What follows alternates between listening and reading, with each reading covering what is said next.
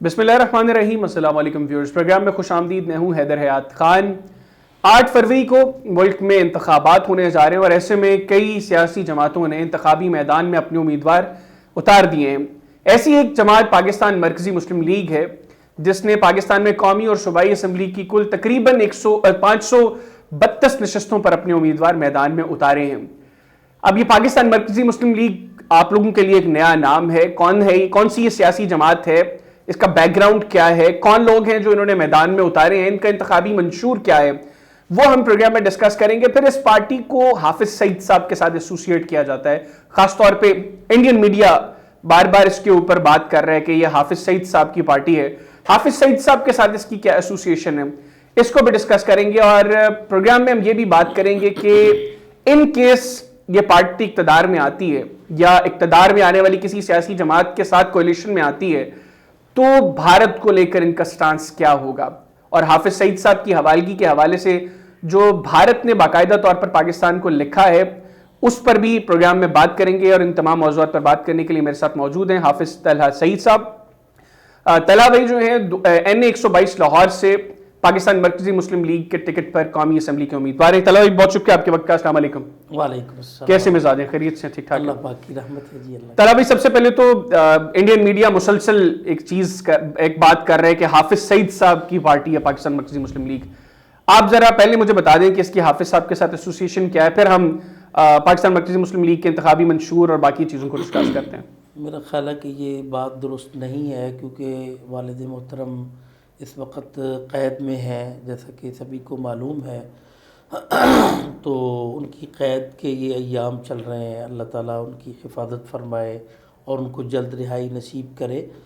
तो इस पार्टी के जो सरबराह हैं वो मोहतरम खालिद मसूद सिंधु एडवोकेट हैं और पूरे पाकिस्तान में अल्हम्दुलिल्लाह पाकिस्तान मरकज़ी मुस्लिम लीग ये सियासत के मैदान में उतरी है। और जहाँ तक ये, जैसे मैंने पहले भी अर्ज़ किया, इंडियन मीडिया के प्रोपेगेंडे का ताल्लुक़ है, तो चूँकि मैं इस पार्टी में हूँ नायब सदर की हैसियत से, तो वो इस वजह से वो इसको लिंक करते हैं, जोड़ते हैं जबकि ये बात दुरुस्त नहीं है। तो मैं जब इस पार्टी में आया हूँ, मेरे साथ और भी बहुत सारे लोग मुल्क में अल्हम्दुलिल्लाह वो इस पार्टी के अंदर हैं। तो मेरा नहीं ख्याल कि इसमें किसी किस्म की कोई ऐसी नेगेटिविटी है या इसमें कोई ऐसे रिजर्वेशंस की बात है।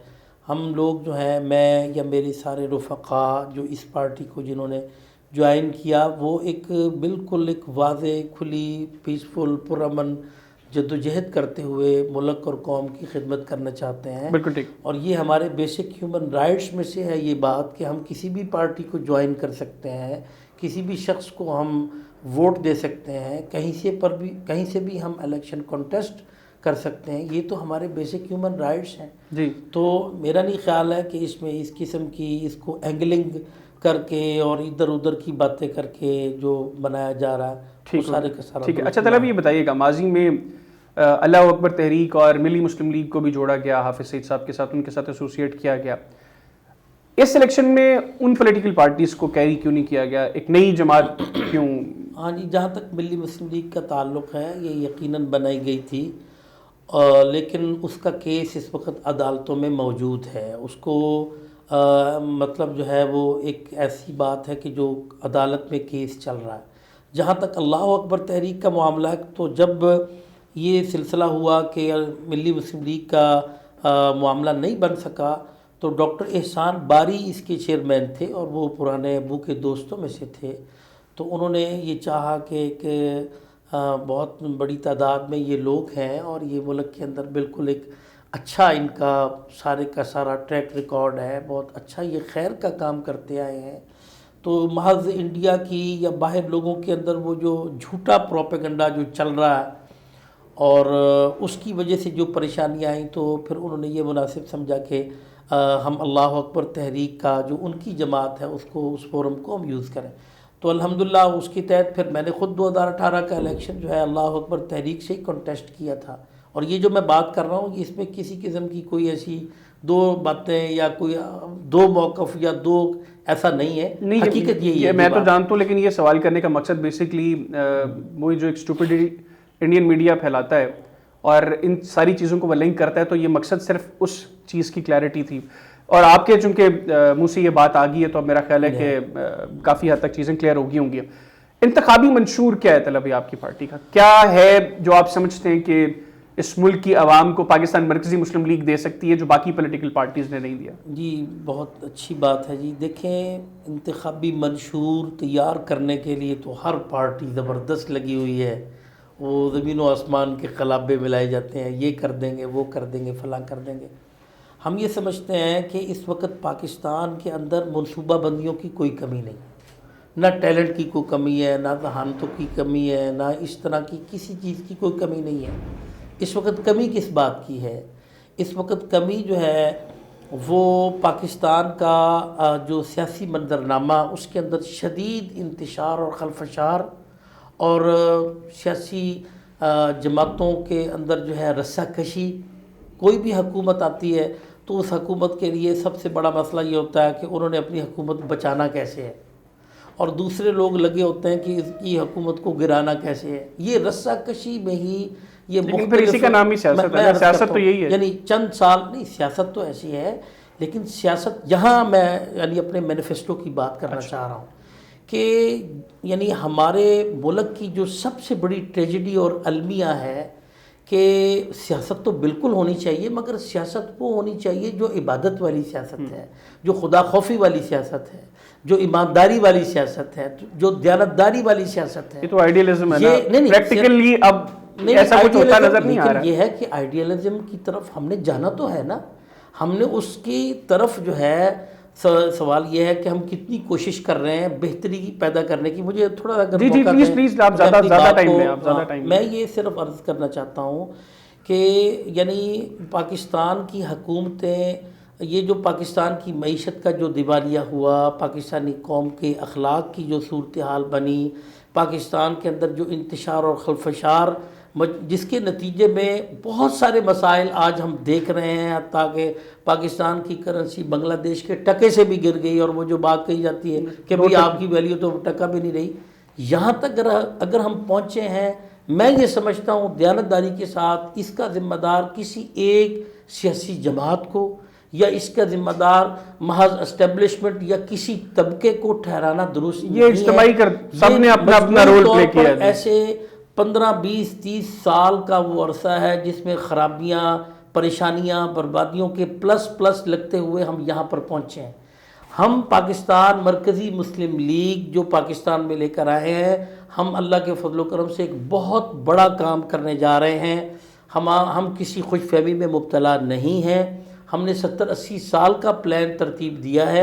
اس کے ابتدا میں اس وقت ہم پورے پاکستان کی تمام یونین کونسل لیول پر، گراس روٹ لیول پر جاتے ہوئے ہم یہ چاہتے ہیں کہ خدمت کا کام کیا جائے، لوگوں کے مسائل کو حل کیا جائے، اور لوگوں کے اندر برداشت اور رواداری کو پروموٹ کیا جائے، اور نیچے سے لے کر ہم بہت ہی محنت کے ساتھ، اہتمام کے ساتھ پاکستان کو ایک ایسی پولیٹیکل پارٹی دیں کہ جس کے اندر ہر قسم کا کوئی بھی مسلک ہو، مکتب ہو، ایون کہ مذہب ہو، وہ اپنے لیے سپیس محسوس کرے. یہ پارٹی، میں یہ ساری منشور کا حصہ سمجھتا ہوں یہ باتیں، یہ پارٹی محض ایک ریلیجیس پارٹی کے طور پر قطعاً نہ آئے، کیونکہ آج پاکستان کی پبلک جو ہے، ٹھیک ہے ریلیجیس پارٹیز اپنے آپ کو بڑا زبردست انداز سے پیش کرتی ہیں، مگر پبلک ان سے متاثر نہیں ہو سکی، وہ پبلک کا دل جیت نہیں سکے. ہمیں اس مطلب ہے ایسے آپ کہہ سکتے کہ جماعت اسلامی تو گریجولی ان کے ووٹ بینک میں کمی ہوئی، لیکن اگر آپ دیکھیں تو تحریک لبیک وہ بھی مذہب کی مطلب اس میں بہت زیادہ ایک ایلیمنٹ مذہب کا تھا، اس جماعت کی تحریک جو پبلک میں پاپولیرٹی تھی، اور اس کے بڑے ریزلٹس ملے ان کو. ٹی ایل پی نے، خادم حسین رضوی صاحب نے، اور ان کے بعد ان کے بیٹے سعد رضوی ہیں، انہوں نے بڑے اخلاص کے ساتھ اپنے جذبات پیش کیے ہیں، لوگوں کا دل بھی جیتا، اس میں کوئی شک نہیں، یہ بات آپ کی درست ہے. مگر میں اس سے یہ کہنا چاہتا ہوں کہ اس وقت پاکستان کے مسائل کا حل ایک ایسی قومی جماعت ہے جو پاکستانی قوم میں برداشت اور رواداری کی سیاست کرے، جو ایمانداری اور دیانتداری کو پروموٹ کرے، اور اس انداز سے نیچے سے لے کر اوپر تک ایسے معاملات ترتیب دے کہ جس کے ساتھ وہ اصل وجوہات کہ ہمارا ملک جن کا شکار ہوا ہے، تو اس کے لیے ہم نے باقاعدہ تعلیم میں، تربیت میں، معیشت میں، تجارت میں، اور یوتھ کے حوالے سے، اور فارن پالیسی کے حوالے سے، تعلقات کے حوالے سے، داخلہ پالیسی، خارجہ پالیسی کے حوالے سے ہم نے ایک پورا دستور اور منشور ترتیب دیا ہے، ان سارے معاملات کو مد نظر رکھتے ہوئے۔ اچھا طلعت بھائی، یہ باتیں مطلب سننے میں بھی بہت اچھی لگ رہی ہیں، لیکن پریکٹیکلی کس طریقے سے یہ چیزیں ممکن ہو پائیں گی، یا پاکستان مرکزی مسلم لیگ پریکٹیکلی یہ سب کچھ کیسے کر پائے گی جب پبلک میں آپ اتنے پاپولر نہیں ہیں، پبلک میں اس پارٹی کے وہ روٹس موجود نہیں ہیں جو کسی بھی پارٹی کو فلرش کرنے کے لیے، یا آپ یہی کہہ لیں کہ ایٹ لیسٹ اس پوزیشن میں آنے کے لیے چاہیے ہو جس میں آپ کہہ لیں کہ آپ ڈیسیجن میکنگ کا حصہ بن سکیں؟ نہیں یار، میں یہ سمجھتا ہوں، اگر آپ معذرت کرتے ہوئے، کہ ایسا نہیں ہے۔ پبلک میں پورے پاکستان کے کسی ایک صوبے کے، کسی ایک ڈسٹرکٹ کی، کسی ایک تحصیل میں جائیں اور ان سے پوچھیں کہ ان لوگوں کا پاکستان کی خدمت میں، کوئی شک نہیں ہے، سیلابوں میں، کوئی شک نہیں ہے، آپ لوگ سب سے آگے رہنے والے لوگوں کے اندر آپ لوگ شامل ہیں، اس میں تو کوئی دو رائے نہیں ہے، پر آپ لوگوں کو لوگوں نے اسی رول میں دیکھا ہوا ہے۔ ہم نے پالیٹکس میں آپ کا رول وہ نہیں رہا، مسئلہ تو سیاست میں کا آپ کو ہے۔ بتاؤں، اس سے پہلے ہم اس فیلڈ میں تھے نہیں۔ آپ نے سیاست میں جو خدمت کی بات کی اس پرسپیکٹو میں تو یہ بہت اچھی چیزیں ہیں، میں یہ کہہ رہا ہوں، لیکن سیاست سے خدمت آؤٹ ہو گئی نا۔ اس سے پہلے ہم نے سیاست پہ کام کیا نہیں پہلے بھائی، ہم سیاست کے میدان میں اترے ہی ہیں، ہم تو کوئی ایسا دعویٰ ہی نہیں کر رہے۔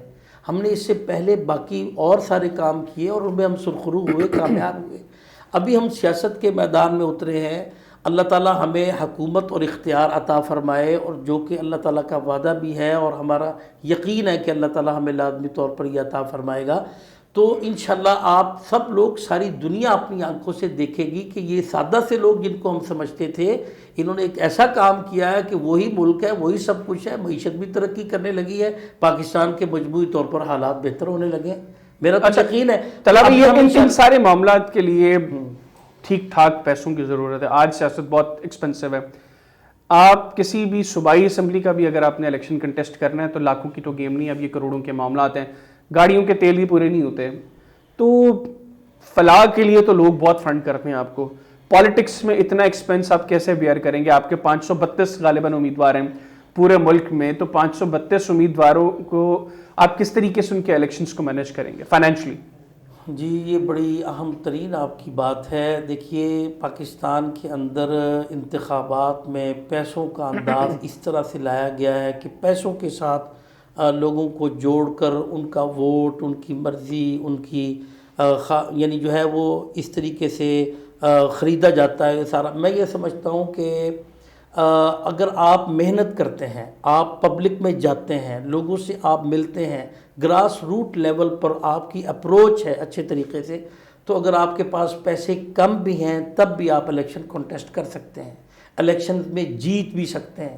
الیکشن میں یعنی جو ہے جیتنے کے لیے یا کامیابی کے لیے صرف پیسے کو ہی شرط قرار دینا یا ضروری قرار دینا صرف ان لوگوں کے لیے ہے کہ جن کی پبلک میں روٹس نہیں ہیں، پبلک میں محبت اور چاہت نہیں ہے۔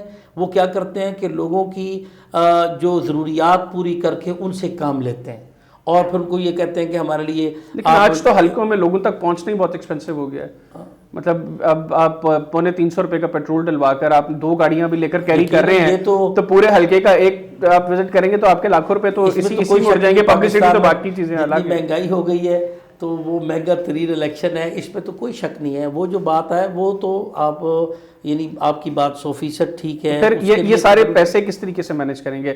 آپ لوگ پرسنلی فنڈ کریں گے، کوئی پبلک سے ریکویسٹ کریں گے کہ وہ آپ کی جو فلاحی کام ہے ان سے ہٹ کر پالیٹکس کے لیے بھی آپ لوگوں کو فنڈ کریں؟ اس میں فنڈ کی بات نہیں ہے، ہم اس طرح سے میں آپ کو بتاتا ہوں اچھی طریقے سے، پبلک کے اندر ہی ہم یہ سارا کام ان کے ذمہ لگاتے ہیں۔ اچھا، وہ لوگ جو ہم سے محبت کرتے ہیں، یہ فنڈز کی کلیکشن کے انداز میں بالکل نہیں ہے، یہ اس انداز سے ہے کہ وہ لوگ خود اپنے اوپر اس کا اپنا برڈن محسوس کرتے ہوئے، اپنی رسپانسبلٹی، ذمہ داری محسوس کرتے ہوئے وہ خود نکلتے ہیں، وہ چلتے ہیں، جیسا کہ این 122 پہ ہم دیکھ رہے ہیں، یا باقی پاکستان کے مختلف علاقوں میں جو 500 سے زائد ہمارے امیدوار الحمدللہ میدان میں ہیں، تو ان کے پاس بھی ایسا ہے کہ وہ علاقوں میں جاتے ہیں، لوگوں کے اندر کام کو تقسیم کرتے ہیں، لوگوں کو موٹیویٹ کرتے ہیں. یعنی آپ کا جو ایک سسٹم بنا ہوا ہے، میکنزم بنا ہوا ہے جس کے تحت آپ فلائی کام کرتے ہیں، ڈیفینیٹلی وہ میکنزم آپ یہاں پر اپلائی کر سکتے ہیں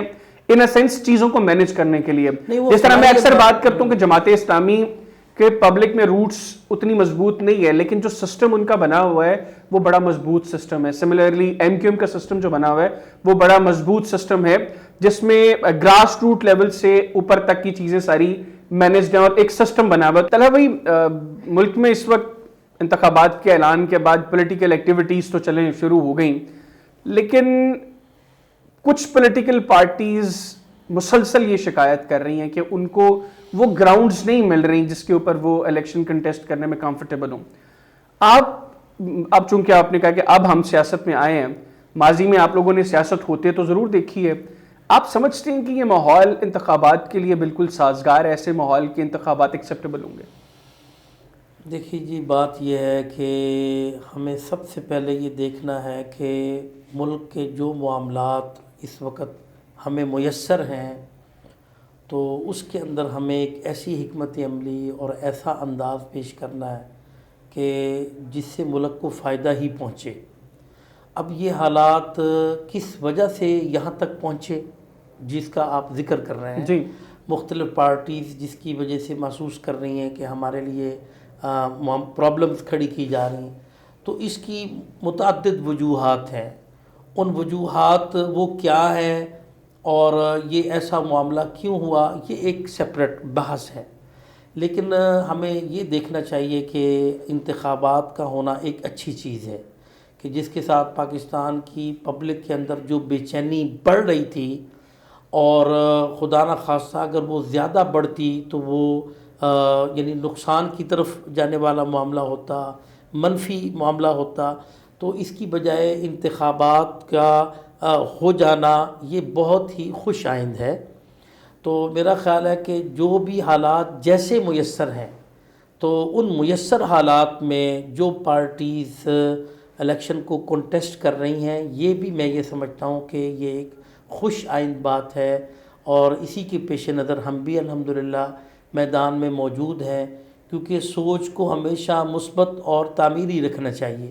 تو مثبت اور تعمیری سوچ تو ہمیں یہی کہتی ہے کہ جیسے بھی آپ کو حالات ملے ہیں آپ اس میں جو ہے اپنا مثبت اور اچھا کردار ادا کر جائیں. آپ کیا سمجھتے ہیں جو تحریک انصاف کی تجویز اور تائید کنندگان کی گرفتاریاں ہوئیں، پھر کاغذات نامزدگیاں ان کو جمع کرواتے ہوئے جو مشکلات کا سامنا ہوا، اسکروٹنی کے ٹائم جو پرابلمز ہوئیں، بڑی ان کی پولیٹیکل اپوننٹس جو ہیں وہ تو کنڈیم کر رہے ہیں کہ سیاست میں جب خاص طور پہ الیکشنز کا اعلان ہو گیا تو پھر یہ سب کچھ نہیں ہونا چاہیے. ان تمام چیزوں پر آپ کی پارٹی کا آفیشیل سٹانس کیا ہے؟ جی، اس میں یہ تو بات بالکل ٹھیک ہے کہ ایسا نہیں ہونا چاہیے تھا. تجویز کنندہ، تائید کنندہ اور جو سارا پورے ملک میں ہم دیکھ رہے ہیں یہ یقیناً، لیکن اس کی ایسی اس نوبت تک کیوں پہنچا گیا معاملہ، اور کیوں وہ لوگ اس طرح کے سارے اقدامات، تجویز کنندہ کی گرفتاری، تائید کنندہ کی گرفتاری، یہ ان کا معاملہ ہے، یہ ہمارا معاملہ نہیں ہے کہ ہم اس پر یہ کہنا شروع کر دیں جی کہ انہوں نے صحیح کیا ہے یا غلط کیا ہے. ویسے آپ کی ذاتی رائے کیا ہے 9 مئی کا جو واقعہ ہے؟ آپ کی ذاتی رائے کیا ہے؟ کیا جو 9 مئی کے واقعے میں ملوث کردار ہیں ان کو کسی بھی طرح سیاست میں کسی بھی کردار کے لیے ایلیجبل ہونا چاہیے؟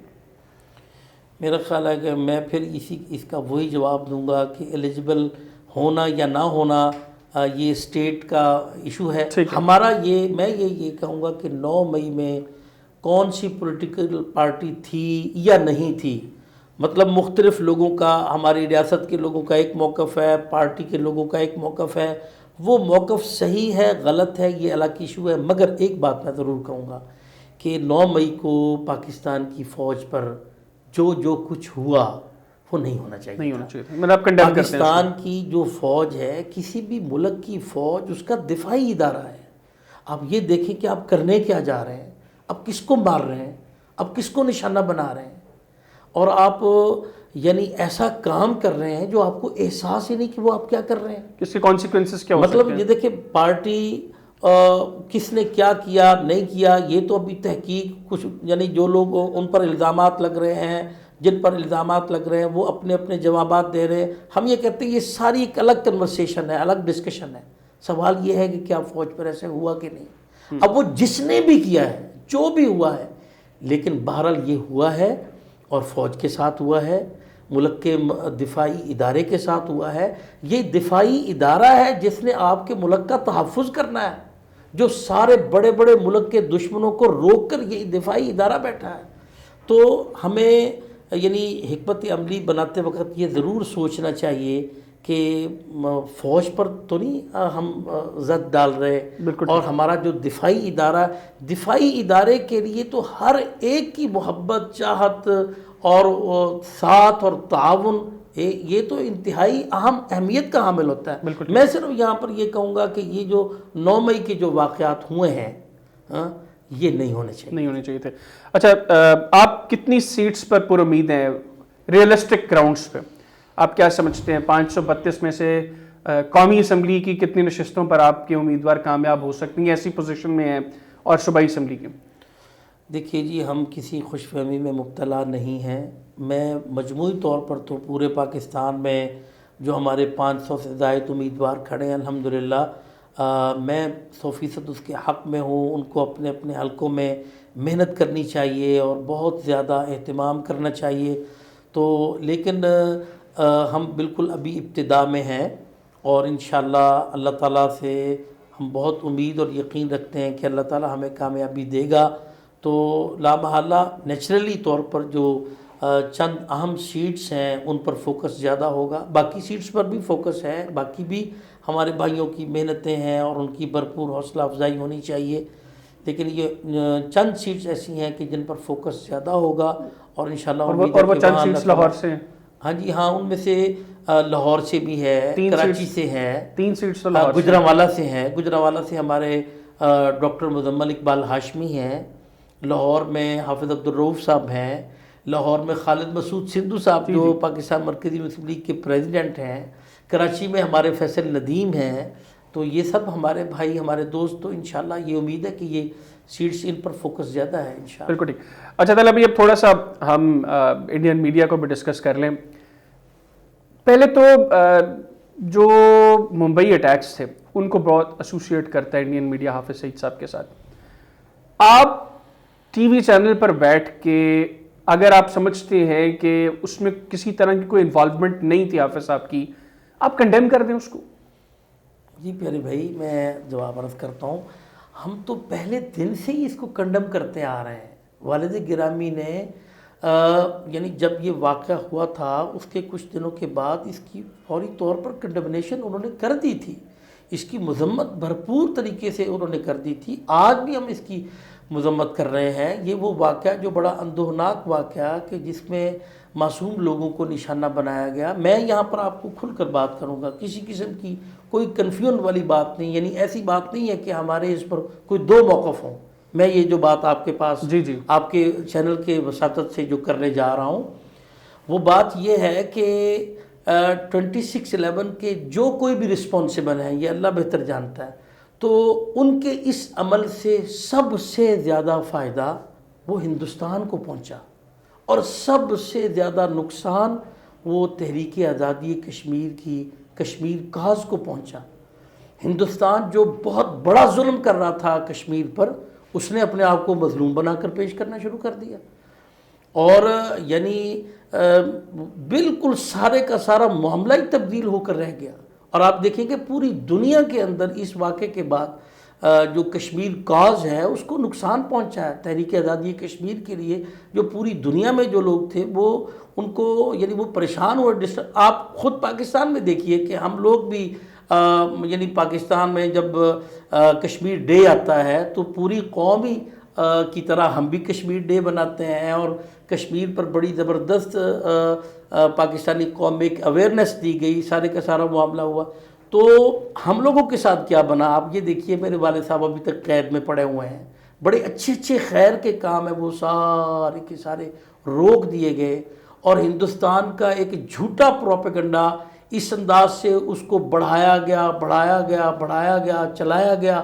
وہ جیسے پکوان پکا کے پھر اس کا نزلہ پاکستان پر گرایا گیا. تو ہمارے طرف ہمارے ملک نے بھی، یعنی ہمارے ریاست کی جو مرضی کہہ لیں، کمزوری کہہ لیں یا جو بھی ہے، تو ہندوستان کے اس جھوٹے پروپیگنڈے کا جو نزلہ تھا وہ یہ گرا کہ ہمارے سارے پروجیکٹس، وہ بڑے اچھے کام خیر کے کام ساری دنیا آ کر دیکھتی تھی، اور وہ جانتی تھی کہ ہمارا پاکستان کے اندر ہمارے دن اور راتیں، ہماری صبحیں اور شام میں، ہمارے ہفتے مہینے سال ساری دنیا کے سامنے واضح تھے، وہ سارے روک دیے گئے. اب دیکھیے کہ والد گرامی ابھی تک وہ نظر بندی میں چل رہے ہیں، جبکہ یہ 100% ایک غلط پروپیگنڈا تھا، جھوٹا پروپیگنڈا تھا. مثال کے طور پر جو اس وقت کے انٹیریئر منسٹر تھے پاکستان کے، رحمان ملک صاحب، ٹھیک ہے، ان سے یہ کہا گیا کہ آپ پاکستان کے وزیر داخلہ ہیں، آپ اس کی ساری انویسٹیگیشن کریں اور کورٹ میں بتائیے کہ حافظ محمد سعید کی انوالومنٹ ہے یا نہیں. تو انہوں نے جو پورا پروسیس، جو پروسیجر بنتا ہے انٹیریئر منسٹر کا، ان کی انٹیریئر منسٹری کا، تو وہ انہوں نے پورا کیا، اور انہوں نے عدالت کے اندر یہ بیان دیا کہ کوئی ایک سنگل ایویڈنس ایسا نہیں مل سکا کہ جس سے یہ کہا جائے کہ حافظ محمد سعید کی انوالومنٹ اس کے اندر ہے.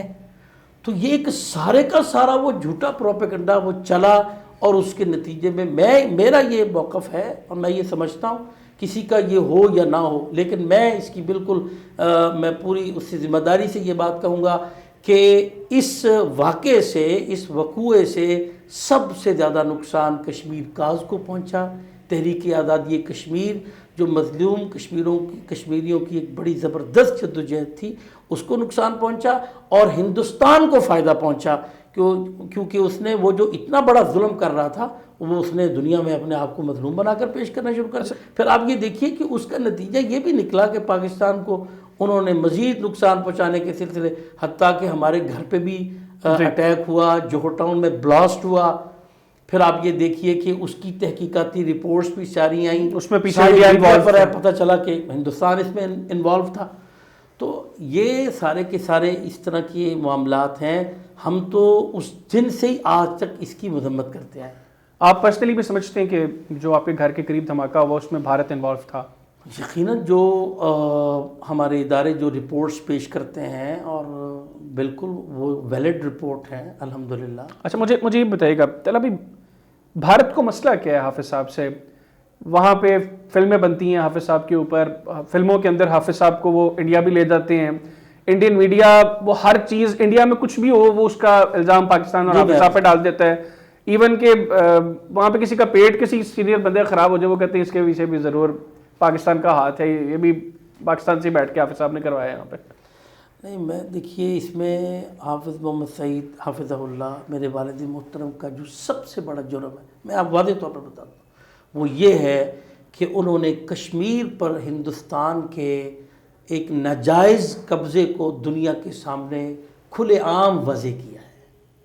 ساری دنیا کے سامنے، پاکستان کی پبلک کے سامنے، یعنی سب سے زیادہ محنت ان کی پاکستان کی اندر یہ ہوئی ہے کہ پبلک میں انہوں نے جا کے شاندار کشمیر پر ایک مضبوط آواز بلند کی ہے. اور میں یہ سمجھتا ہوں کہ اور وہ آواز صرف آواز کی حد تک انہوں نے بلند کی، اور یہ بتایا کہ پاکستان کی حفاظت کے لیے کہ یہ پاکستان کے لیے کشمیر کتنا اہم ہے.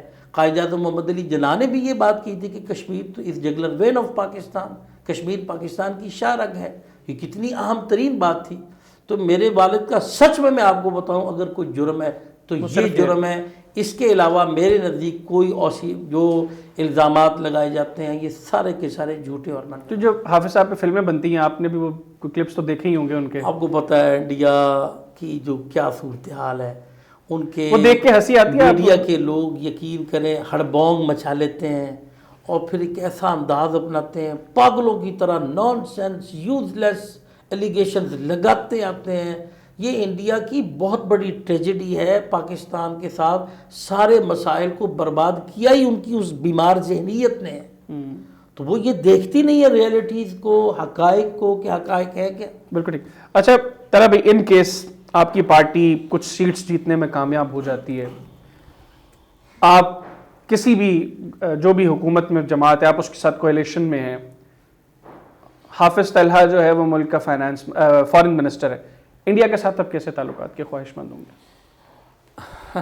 جی ہمارے تعلقات جو ہیں اس کی بنیاد نبی رحمت کی تعلیمات ہوں گی, اور اللہ تعالیٰ نے نبی کریم محمد الرسول اللہ صلی اللہ علیہ وسلم کو تمام جہانوں کے لیے, تمام انسانوں کے لیے رحمت بنایا. بے شک.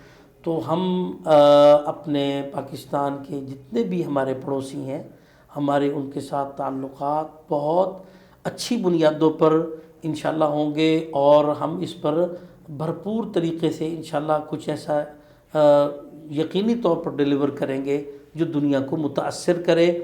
تو انشاءاللہ, لیکن ایک بات میں ضرور یہاں پہ کہوں گا کہ ہندوستان کا جو کشمیر والا معاملہ ہے, ایسا نہیں ہے کہ ہم کشمیر کو مائنس کر دیں, اور مطلب کشمیر پہ ہم اسی سٹانس پہ کھڑے ہوں گے, لیکن بھارت کے ساتھ بھی اب اچھے تعلقات کی خواہش نہیں. ہم ہر ایک کے ساتھ اچھے تعلقات رکھنا چاہتے ہیں, بھارت کے ساتھ اچھے تعلقات رکھنا چاہتے ہیں.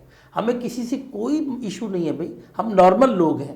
لیکن اگر ہمارے کسی مسئلے پہ کچھ ایشو چل رہا ہے تو ہم خدا نخواستہ اس کو بالکل مائنس کر دیں اور تعلقات رکھتے ہوئے ان ساری چیزوں کو چھوڑ دیں, ایسا تو نہیں ہوگا.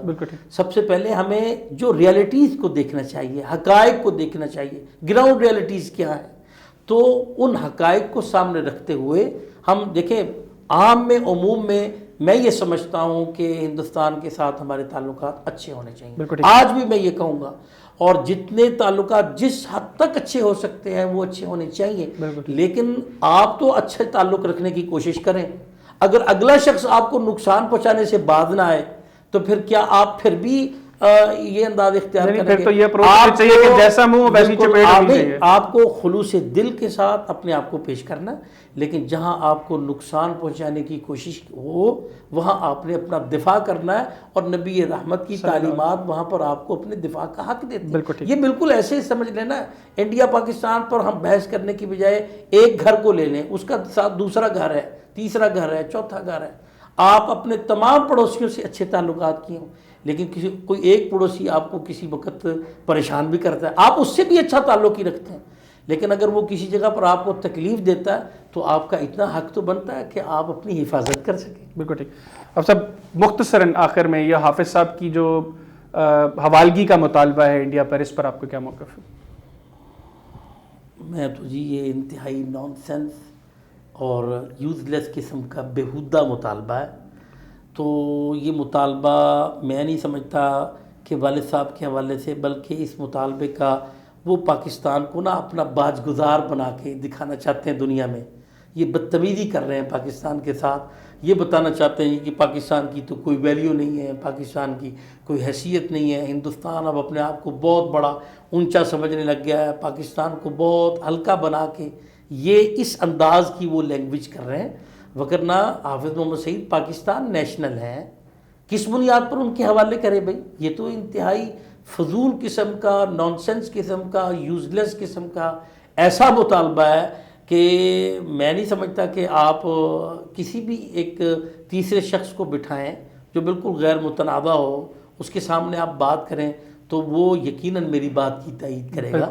یہ پاکستان کو ہندوستان کی باجگزار ریاست تو نہیں ہے, یا پاکستان ہندوستان کا صوبہ تو نہیں ہے, یہاں پر مودی کی حکومت تو نہیں ہے. یہ پاکستان ایک آزاد ساورن کنٹری ہے. تو یہاں پر اس طرح کا یہ ان کا طوفان بدتمیزی ہے. جیسے میں نے پہلے بھی عرض کیا کہ وہ معاملات کو, حقائق کو دیکھتے نہیں ہیں, ہڑبونگ مچا دیتے ہیں, نان سینس اپنا پروپیگنڈا وہ چلاتے ہیں اور پھر چلاتے جاتے ہیں اور پاگلوں کی طرح وہ باتیں کرتے ہیں. اس کے علاوہ اس کی کوئی حیثیت. بالکل, بہت شکریہ طلحہ بھائی, آپ نے پروگرام کے لیے خصوصی طور پر وقت نکالا. ناظرین, طلحہ بھائی کی گفتگو آپ نے سنی. ہم امید کرتے ہیں کہ جو باتیں انہوں نے پروگرام میں کی پاکستان کی پروگریس کے لیے, پاکستان میں عوام کی فلاح اور بہبود کے لیے, اگر ان کو موقع ملے تو یہ پریکٹیکلی بھی عملی طور پر وہ تمام کام کرنے میں کامیابی ہوں. اس دعا کے ساتھ مجھے اور میری ٹیم کو اجازت دیجیے. اللہ حافظ. پاکستان زندہ باد.